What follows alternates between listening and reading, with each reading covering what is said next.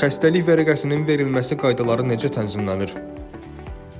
Xəstəlik vərəqəsi verilməsi qaydaları Azərbaycan Respublikası Nazirlər Kabinetinin 1993-cü il 8 yanvar tarixli 9 nömrəli qərarına əsasən tənzimlənir.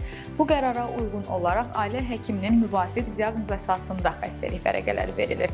Bu vərəqələr hər dəfə 3 gündən artıq olmayaraq və ya xəstəlik davam edərsə 3 gündə əlavə edilməklə ümumilikdə 6 gündən artıq olmayaraq verilir. Xəstəlik və ya xəsarət nəticəsində sığorta olunan əmək qabiliyyətini itirdikdə xəstəlik vərəqələri həmin gündən onları vermək hüququna malik olan tibb müəssisələrinin həkimləri tərəfindən verilir. Keçmiş tarixlə xəstəlik vərəqələrinin verilməsi qadağandır. Əmək qabiliyyətinin itirilməsi başlandıqdan sonra xəstəlik vərəqəsinin 6 gün və daha çox artırılması müalicə həkimi tərəfindən yalnız baş həkimin və ya həmin tibb müəssisəsində təşkil olunmuş həkim məsləhət komissiyasının təsdiqindən sonra mümkündür.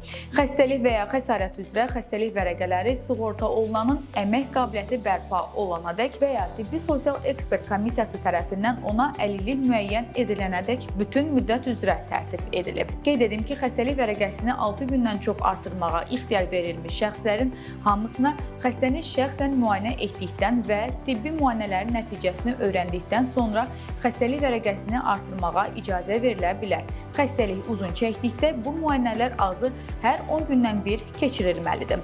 Təbibə aid bu və ya digər mövzularda suallarınız olarsa, yenə də bizdən soruşun.